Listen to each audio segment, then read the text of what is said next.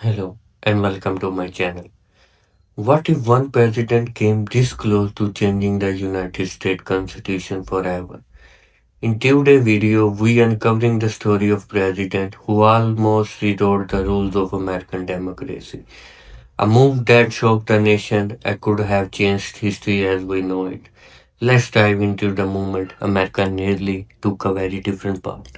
The night was thick with tension in Washington. Behind closed doors, a president paced the floor of the White House, convinced that the very survival of American democracy rested on a single explosive idea. Outside, the Supreme Court stood as an immovable wall. Inside, frustration was turning into something far more dangerous. What followed was one of the boldest and most controversial attempts by a president to reshape the Constitution without ever formally rewriting it. His name was Franklin D. Roosevelt. To understand how close he came to changing the constitutional order, you have to step back into the darkest years of the Great Depression. In 1933, banks were collapsing, bread lines stretched for blocks, and nearly 1 in 4 Americans was unemployed. Fear hung in the air like smoke. When Roosevelt took office, he didn't just promise hope, he promised action. And act he did. Through what became known as the New Deal, Roosevelt pushed sweeping legislation through Congress at lightning speed, programs to create jobs, regulations to stabilize banks, protections for workers. It was government activism on a scale the United States had never seen before, but there was one branch of government he could not command, the Supreme Court. At the time, the court was dominated by older justices who viewed many New Deal programs as unconstitutional overreach. In decision after decision, they struck down key pillars of Roosevelt's reforms: the National Industrial Recovery Act gone, the Agricultural Adjustment Act gone. To Roosevelt, it felt like unelected judges were dismantling the will of the people. And here's the twist: the Constitution itself did not set a specific number of Supreme Court justices.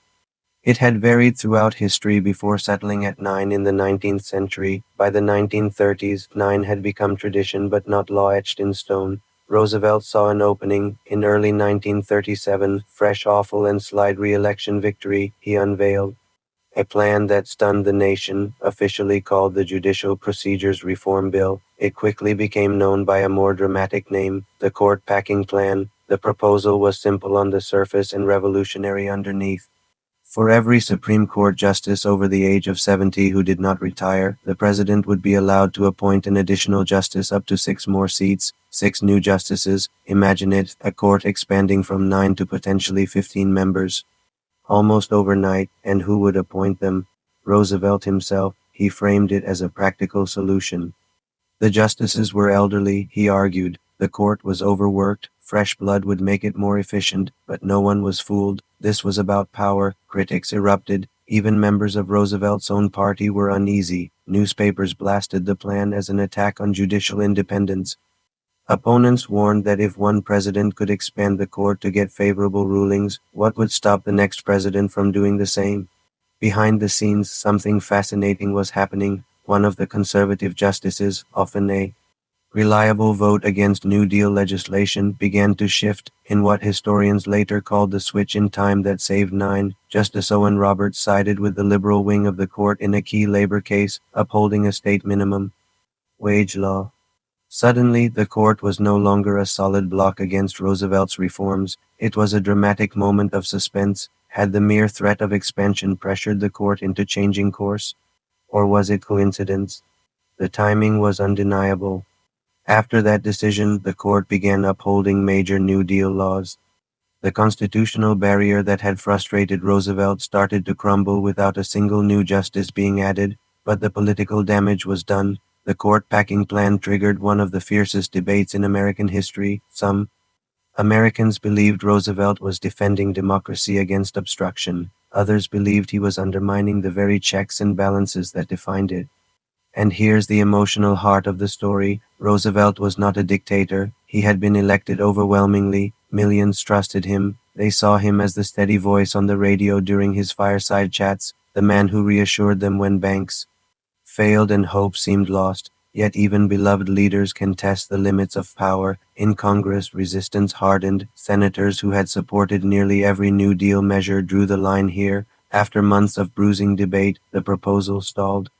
Eventually, it was quietly buried. Roosevelt had lost the battle, but here's the irony: he won the war. Over the next few years, through normal retirements and deaths, Roosevelt appointed 8 Supreme Court justices anyway, 8 without changing the Constitution, without expanding the court. By the end of his presidency, the Supreme Court bore his unmistakable imprint. The constitutional revolution he sought had occurred not through formal amendment, but through political patience and historical timing.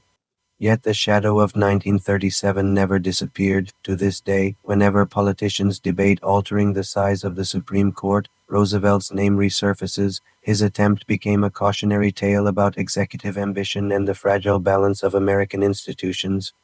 What makes this story so gripping is not that the Constitution was rewritten. It wasn't. It's that the rules were flexible enough to tempt change and strong enough to resist it. Roosevelt believed he was safeguarding democracy during an unprecedented crisis. His opponents believed they were saving it from him. In the end, the Constitution survived intact. The number 9 remained.